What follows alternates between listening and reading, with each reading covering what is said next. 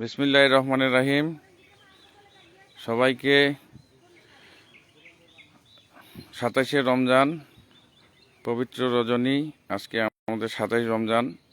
রমজান মাসে এটা লাইলাতুল কদর বলা হয়, মহিমান্বিত রজনী। আজকে আমরা আমাদের এটা বিশেষ তাৎপর্যপূর্ণ একটি রোজার দিন। এই দিনে আমি গতকালকে এসেছিলাম আমার শ্বশুর বাড়িতে। সেখানে রাত্রে ইবাদত বন্দেগীর মাধ্যমে কাটিয়েছি। আজকে বিকেলবেলায় এই যে আমার দেখতে পাচ্ছেন আপনারা পুকুরটা, এই পুকুরটা আমার শ্বশুরের। এটা বীরগঞ্জের 10 নম্বর মোহনপুর ইউনিয়নের অবস্থিত এই যে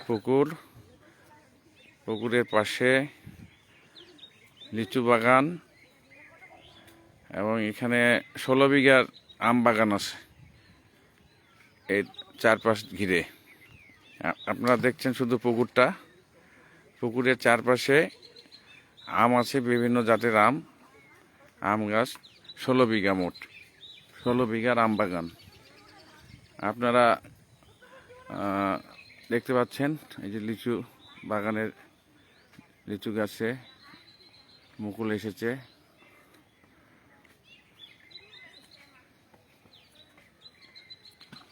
এই যে মাহির, কেমন আছো? ভালো, আপনারা কেমন আছেন? ওরা তো কথা বলবে না, তুমি তোমার মানে ওই ব্যক্ত করো, কেমন লাগতেছে তোমার এখানে আসে পুকুর পার? অনেকদিন পরে হ্যাঁ, আসে, অনেক ভালো লাগতেছে। এই নাজিব আসো তুমিও।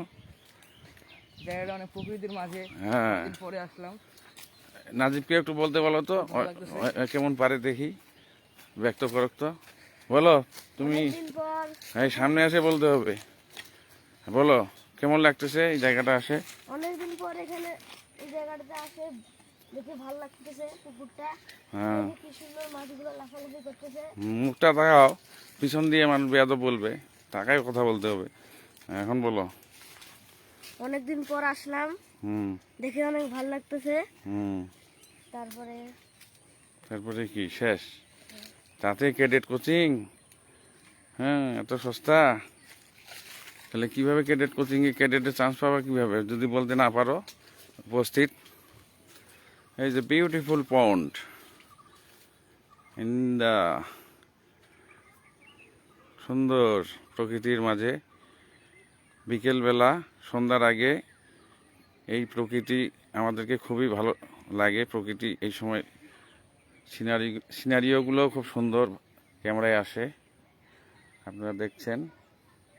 সুন্দর, কি সুন্দর সবুজে ঘেরা পুকুর পাড়, পাশে লিচু বাগান, লিচু গাছ, সারি সারি সারি লিচু গাছ।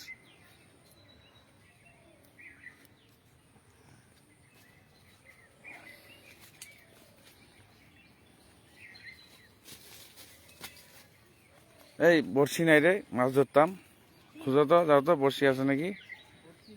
হ্যাঁ না, আজকে না, অন্যদিন আসবো। আচ্ছা, তোমরা দেখো, আমি একটু ঘুরে দেখি বাগানটা। তোমরা তোমাদের মতো দেখো, আমি একটু বাগানটা ঘুরে দেখাই।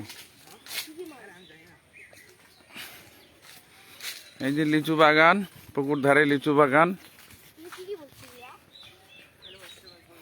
লিচু বাগান দেখতে পাচ্ছেন।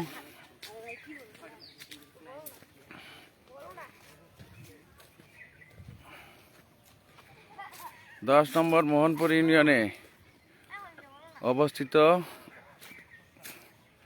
এটা হলো বাগান বাড়ি বলে, বা সাঁওতাল পাড়া। এখানে সাঁওতালদের বসবাস ছিল এক সময়, সেই জন্য এটা সাঁওতাল পাড়া নামেও পরিচিত। এই সাঁওতাল পাড়ায় বা বাগান বাড়ি নামে পরিচিত।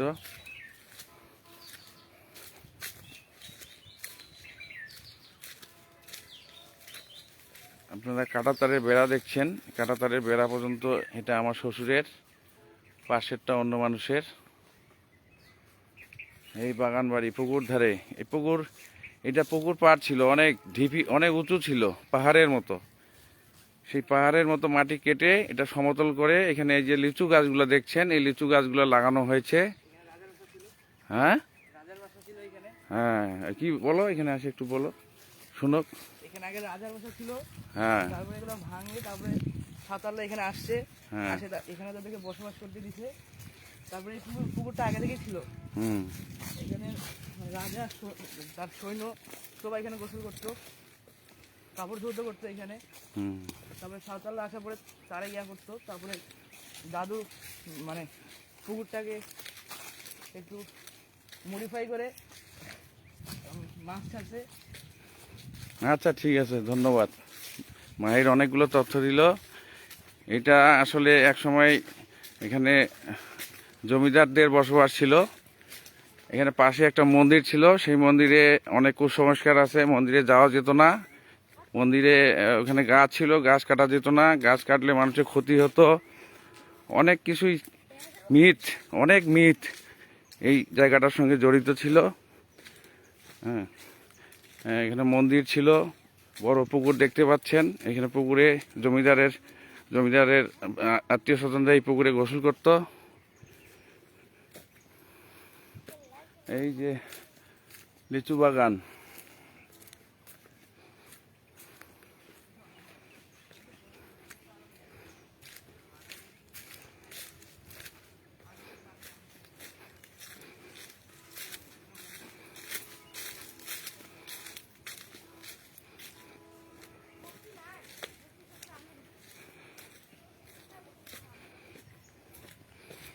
এই যে কিছু ঘর দেখতে পাচ্ছেন।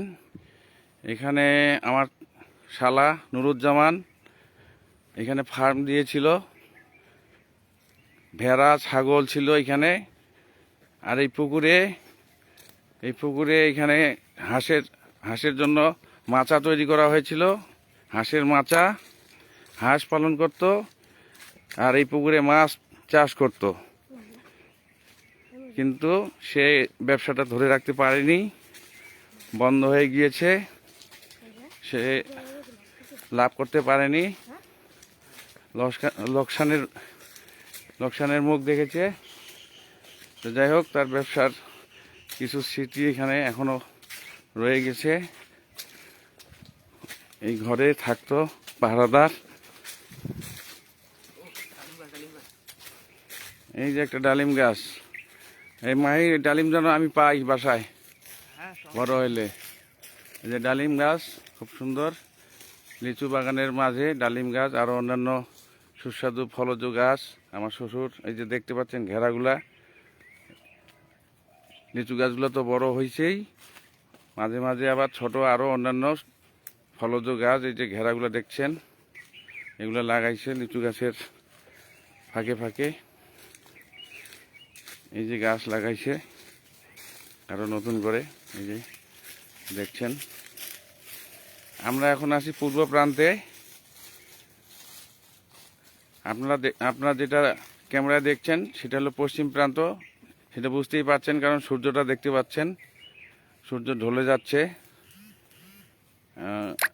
আমার বাগানের সম্পূর্ণ অংশই সামনে, অর্থাৎ পশ্চিম পাশে অবস্থিত, পূর্ব পাশে তেমন কিছু নেই। বাগানের পুরো অংশটাই সামনে, অগ্রভাগে পশ্চিম প্রান্তে। এই যে এখান থেকে দেখতে পাচ্ছেন বেড়া, এটাই সীমানা। এই যে বেড়া দেখতে পাচ্ছেন, জিআই তারের বেড়া, ওই বেড়াটাই সীমানা। এই বাগানের পুরোটাই সামনে অবস্থিত। আমি এখন যাচ্ছি সামনের দিকে। রাজা তো অনেক বড় রেবকা, রাজা না মনে হয়, জমিদার বা অন্য জমিদারের। হ্যাঁ হ্যাঁ, উঠাও, হাতে উঠাও, দেখাই। এই যে এখানে পুরনো যে ছিল, মন্দির ছিল, ঘরগুলো ছিল, সেগুলো এই যে এই ইট দ্বারা নির্মিত ছিল। এই যে দেখেন চিহ্ন আছে সেই আমলের, এই ইট দ্বারা এখানে মন্দির ছিল, বসবাসের জায়গা ছিল, ঘর ছিল। এই যে ইট একটা আপনারা দেখছেন, এটা ঐতিহাসিক উপাদান। এটা যে ঐতিহাসিক জায়গা ছিল, হ্যাঁ, জমিদারদের জায়গা ছিল, তার প্রমাণ হলো এই ইটটা। সেই এই ইটটা দেখেই বুঝতে পারছেন যে আপনারা শতবর্ষ পুরনো ইট। ইট বর্তমান যুগের ইট নয়, ইটটাই প্রমাণ করে এটা অনেক পুরনো জায়গা। রাখো।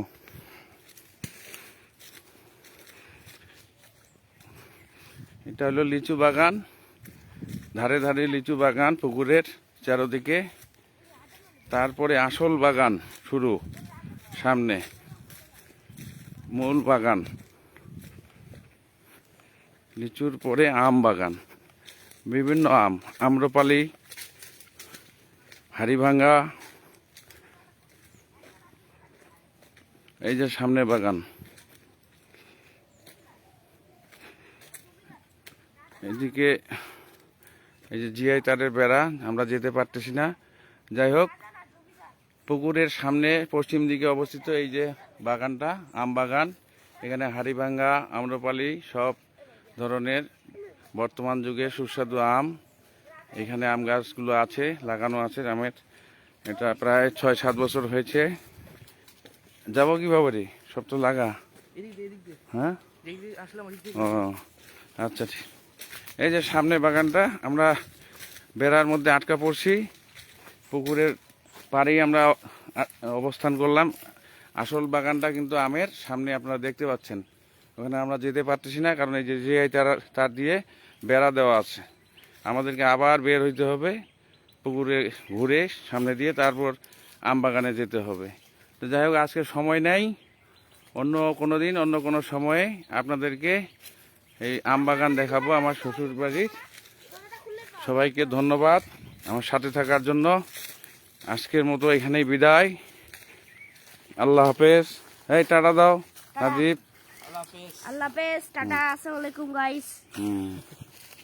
না ঠিক আছে, হ্যাঁ চলো, হয়েছে, এখন আমরা ইফতার খেতে যাবো। কটা বাজে এখন? দেখো আমার ঘড়িটা কি রে, হ্যাঁ হয়ে গেছে।